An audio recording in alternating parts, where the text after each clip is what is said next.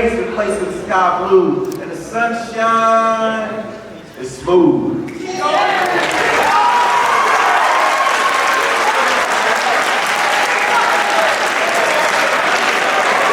Everybody in attendance today at Muskegon High School, that poem was for you. Thank you very much. I appreciate it.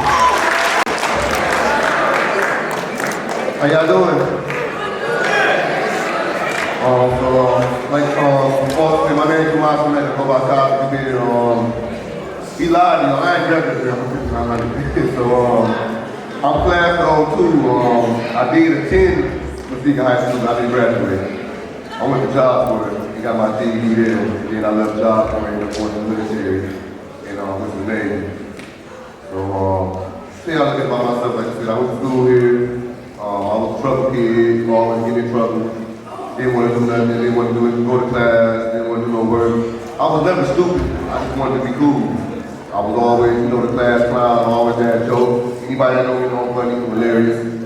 So, I remember getting kicked out of school. So once I got kicked out of school, it was like, what am I gonna do? So I ended up going to job for it. So I was assisting at a job for it. And I was at job for about 9 months. And it's like, once I got the job for it, it's like, I started to see things a little different. It's like, now I'm an adult, I'm ready on my own. So what am I gonna do? So I went to job for it. My first 2-3 months, got my GED, got my license, and then I started thinking like, okay, once I leave here, what do I want to do? I was scared. I didn't want to come back to Muskegon. Muskegon was bored. I just like to travel and everything, so it was like, I'm a dude. So I ended up joining the military. So I ended up joining the military, ended up going to the Navy, and everything was good in the Navy, but I was still like lost. I was still in trouble. Still making bad decisions, still hanging with the wrong crowd, things of that sort. So went to the Navy, got kicked out the Navy too. So ended up coming back to Muskegon and still making bad decisions, still getting in trouble, whatever, and ended up meeting a young lady, and I had my first child. Yeah, look at God, honestly. So once I had my first child, it's like, well, now I gotta be an example for somebody else. So it's not all about me. I stopped being selfish and started making better, smart decisions and everything, and started my own little family. And so I'm gonna read a quick poem for y'all, something I wrote about 3-4 weeks ago, about a month or so ago. And I have no title, but this poem is for every young brother in here who has a feeling like they want to write, that's scared to write, think it's not cool to write. So I just titled it for a title.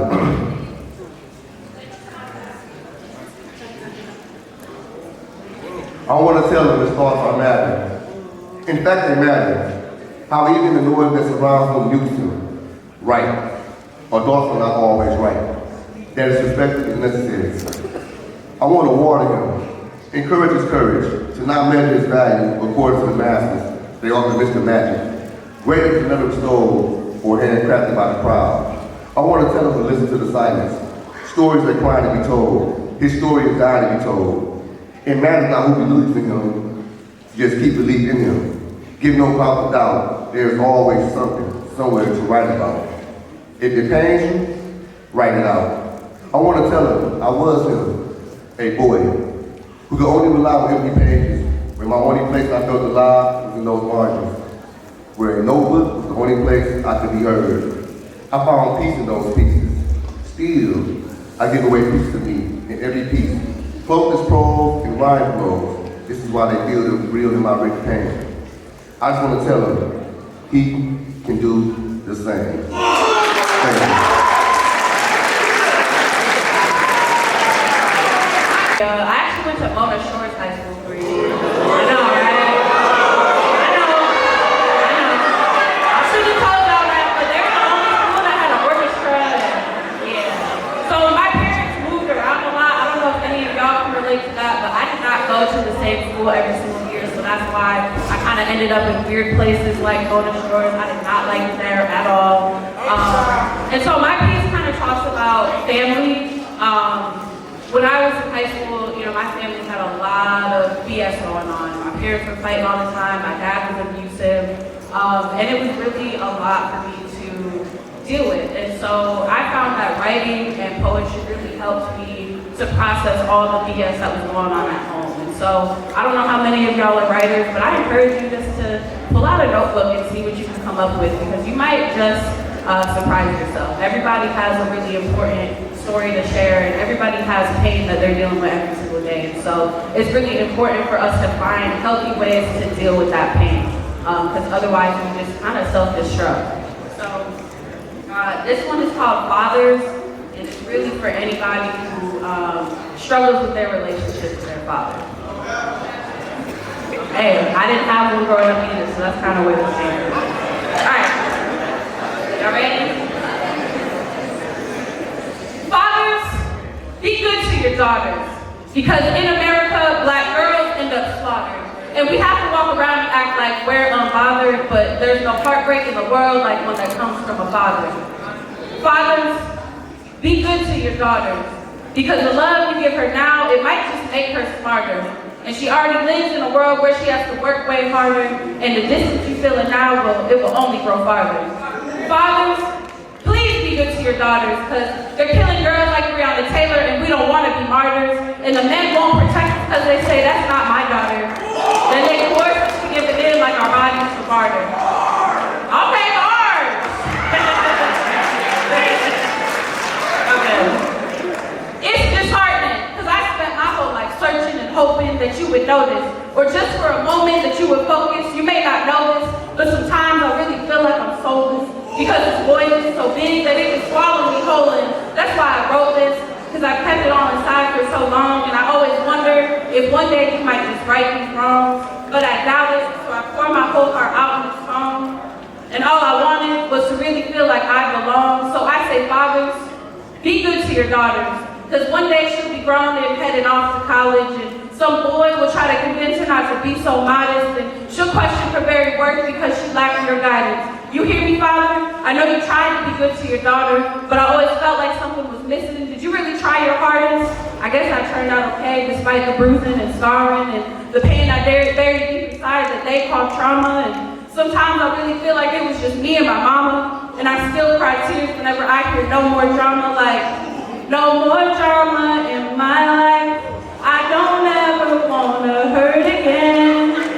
But there's no heartbreak in the world like one that comes from a father. So fathers, just be good to your daughters. Thank you. How y'all doing? I was them kids over there in that corner in high school. I graduated in '99 from Muskegon. I mean, it wasn't that long ago for real. I am a poet and motivational speaker, small business owner, and community activist. The youth is my passion. Like, I love Muskegon High School. When I got to join the Diatribe, my only request was that we bring it here. Because you guys are our future, man. I was that kid who was rebellious and thought I could get away with anything. I thought I was invincible, but somehow I always got caught. I was a teenage mother, and my daughter passed away when I was 16. In that time frame, I lost, every 9 months, I lost somebody. Like, I lost my grandmother, my daughter, my great aunt, and then my aunt who was like a second mother. Then in 2010, a friend of mine was killed outside a Carbon nightclub, and I was upset, so I wrote. I still don't know to this day how Big Rob and PA at 103.7 The Beat got a hold to the poem, but they got a hold to it, and it's been playing since 2010 on the radio station, and that's kind of how Gemini the Poet was birthed. I have 3 books, I have my own business. I am the first West Michigan author to have a plaque in the author garden.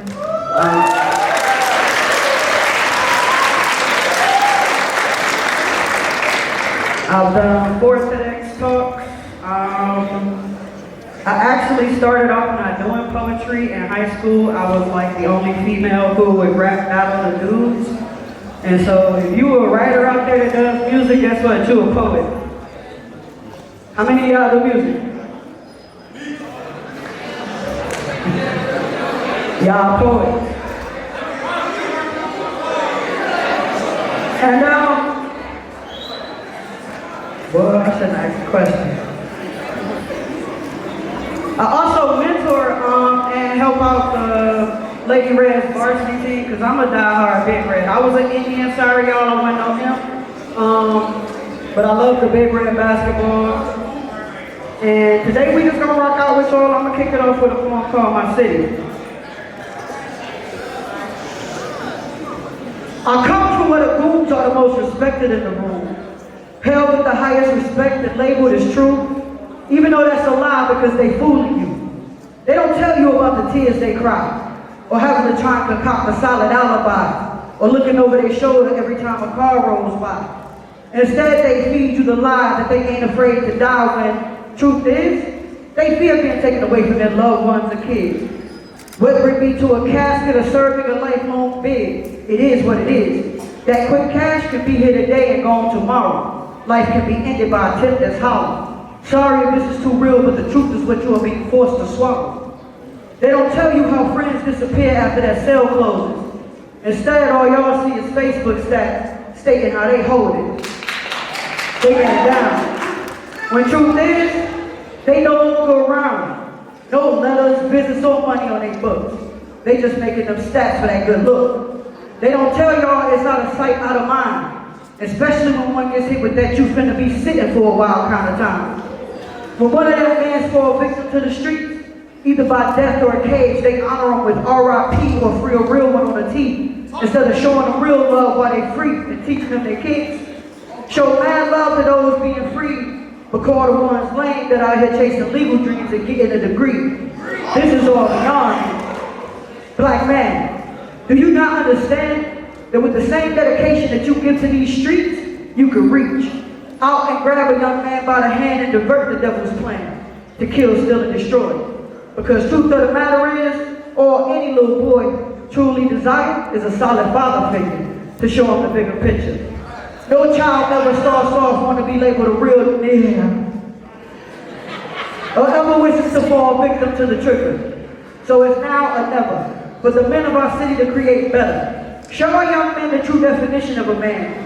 Spend quality time and help them develop a plan to be more than just a rapper or a trapper. Because that's not the only goal our young men should be after. Show them that knowledge is power and how to legally be successful instead of risking it all for that almighty dollar.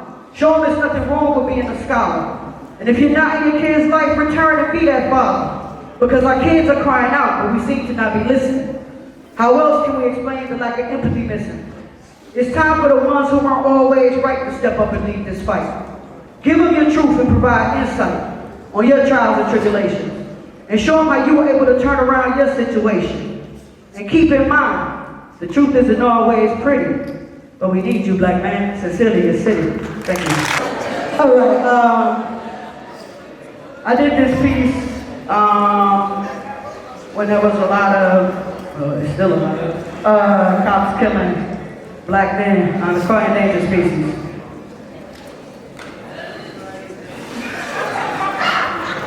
And the times we're living in now, I'm filled with fear. Fear for my nephews, my brothers, my uncles, my cousins, the ones I hold dear. Because as the years pass by, they're no longer looked at as human, they're just another black guy who fits the description to have a target on his back. And the description is simple. Dark male with cornrows, dreads, close cut fade. Anyway you put it, he's black.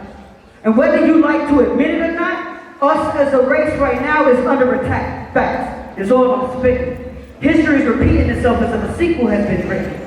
It's peaceful protest and freedom of speech when it's the Ku Klux Klan, but we're a gang of thugs and animals when it's a group of black men doing the same thing. What did they think the constant killing of our unarmed black men would bring? I mean, killing a dog gets you more time than killing one of ours, and it makes me sick. Prime example, Mike Vick. Every time a light flickers, your light flashes. Because you have no idea if the one who is pulling you over is hiding hatred behind badges. How do we explain this to our kids who see this on TV? That this injustice is our reality.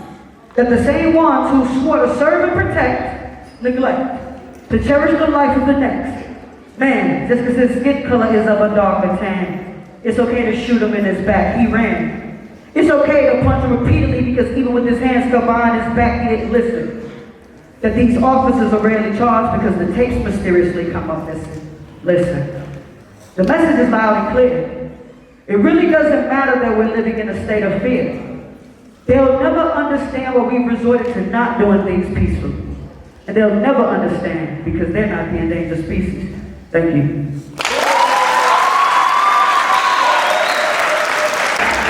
Let's give it up one more time for Gemini.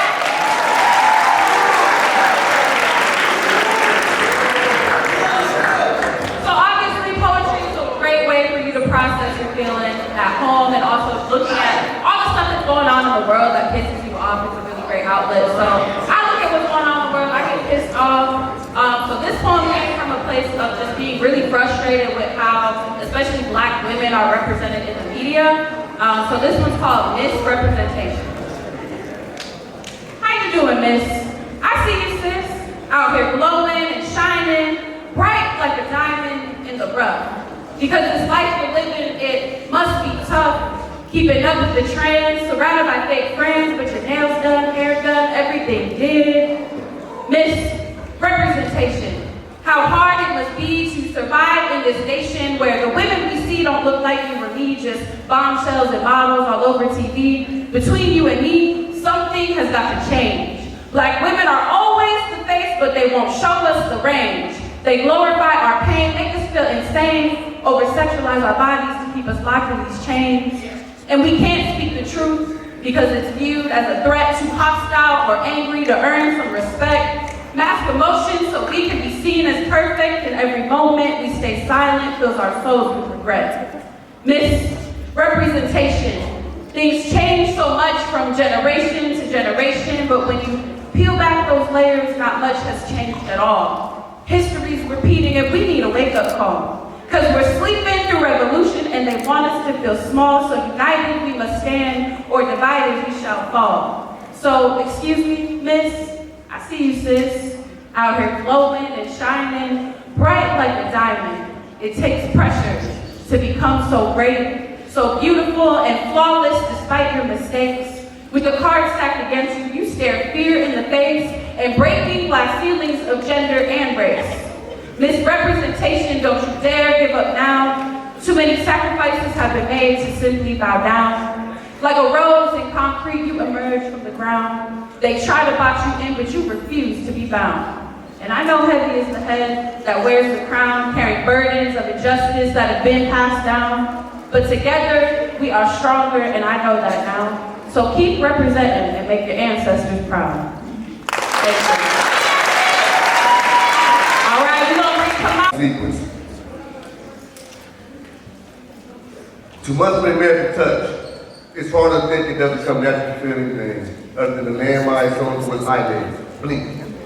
It's easy to stare at caught in the asphalt and grind into a motor god complex and let the sit till puberty. Blink. Density. Density is a product of project intentionality. Parlay into one of the 6 top high schools, but since the hood has its own cashback program, he failed his own sabotage. You heard it before, typical storyline. Boy nurtured his teenage by a combo single grandmother and wig checks. Boy's first political science lesson is welfare state. Boy learns kush per pound before he knows kush the king. Boy's discipline keeps between the gentle touch of grandmother's hands and her pleas for him to repent. But repentance is the thing you do when you know you're wrong. And as this is a Bible, how can you honor your own existence be wrong in the first place? And I saw it coming. I was old enough to know when a bite that leaves no mark is the worst kind of wound. I recognize the flavor in the air. Where criminal tastes like candy, but feels like necessity. How the smell of gunpowder gets carried directly to the inferiority complex via the umbilical cord. I knew. Had already seen the rebellion blood that was protesting and breathing, and I blinked for too long. Maybe to stop the seeing from hurting, or to hurt from seeing. Maybe to shed the skin like I never addressed the issue. He'll never find my own zip code, regardless. I saw his skills tipped to a path of vengeance for a world that took longer to conquer than he had ever thought of.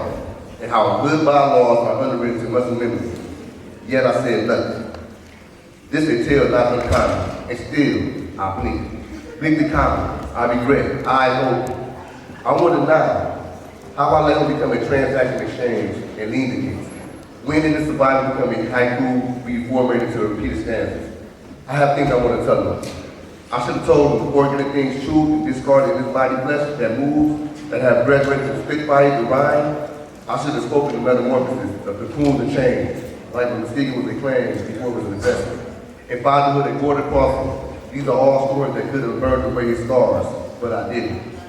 Instead, I carried the I tried to resurrect the seed from redwood and failed to acknowledge the amount of water it took to settle his land. Never told him this life can let you hold a Bible and a gun with the same reference. His grandmother knew this and tried to tell him, but neglected to say, no one looks like an enemy until they are told they are. But he should have chose his own. I should have told him. I should have brought him back to wild water to his ward. But I left him to be a tourist in his own heartbeat and search for a voice to heed the echo he's heard in his head and captured. My silence helped teach him that a nozzle is a short ride to forgiveness for his sins, for sins he is too young to have ever committed. And I want to reborn this statue of broken dreams, this frozen Picasso. However, it's now too late.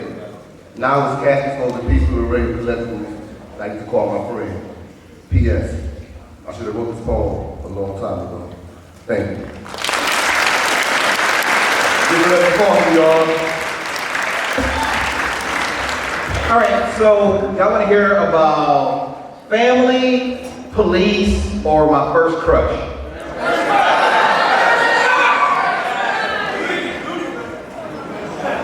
Crush.